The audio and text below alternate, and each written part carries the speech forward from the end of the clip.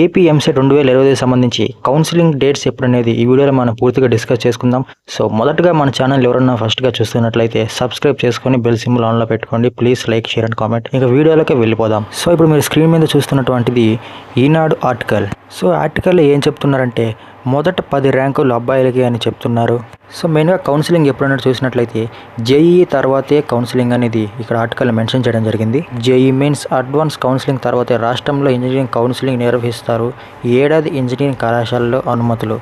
So క్లియర్గా ఇక్కడ అర్థమవుతుందిగా, JEE advance counselling అయిపోయిన వెంటనే మనకి ఈఏపీ సెట్, ఎంసెట్ కౌన్సిలింగ్ అనేది స్టార్ట్ అవబోతుంది అనేది ఈనాడు ఆర్టికల్లో తెలపబడింది.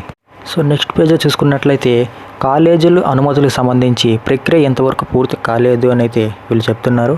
అండ్ ఇంకో మెయిన్ థింగ్ ఏంటంటే ఈసారి ఒక గుడ్ న్యూస్ అనే చెప్పుకోవచ్చు. గత ఏడాది కంటే ఈసారి సీట్ల సంఖ్య స్వల్పంగా పెరిగినట్లు ఇక్కడ చెప్తూ ఉన్నారు. సో ఈసారి చాలా మందికి సీట్లు రాబోతున్నాయని చెప్పుకోవచ్చు. ఇది ఒక గుడ్ న్యూస్ అని చెప్పుకోవచ్చు. గత ఏడాదితో పోలిస్తే ఈసారి సీట్లని స్వల్పంగా పెరిగే అవకాశం ఉన్నట్టు చెప్తున్నారు. సో తెలంగాణకు సంబంధించి ఇంకో ఆర్టికల్లో చెప్తున్నారు. ఇది బోత్ ఏపీ అండ్ టీఎస్ ఇద్దరికి సంబంధించినటువంటి ఆర్టికల్. ఇద్దరికి దీనికి వర్తిస్తుంది.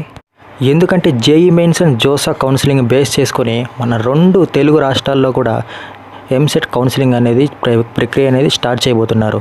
సో ఈ ఆర్టికల్లో వీళ్ళు ఏం చెప్తున్నారు అంటే రాష్ట్రంలో ఎంసెట్ కౌన్సిలింగ్ జూన్ నెలాఖరి లేదా జూలై మొదటి వారంలో ప్రారంభం అయిపోయే అవకాశం ఉందని చెప్తున్నారు. విద్యాశాఖ వర్గాలు చెబుతున్నాయి. ఎందుకంటే జూన్ 2న జేఈ అడ్వాన్స్ ఫలితాలు వెల్లడవుతాయి. ఆల్రెడీ జేఈ అడ్వాన్స్ రిజల్ట్స్ అనేవి రిలీజ్ అయిపోయాయి. ఆ వెంటనే ఐఐటీలతో పాటు ఎన్ఐటీల, ట్రిపుల్ ఐటీలతో సీట్లు భర్తీ కోసం జోసా కౌన్సిలింగ్ అనేది మొదలవుతుంది. సో 4 విడతల జోసా కౌన్సిలింగ్ ముగిసిన తర్వాతే ఈ కౌన్సిలింగ్ ప్రక్రియ అనేది స్టార్ట్ అవబోతుంది అనేది ఈ ఆర్టికల్లో ఒక ఉద్దేశం.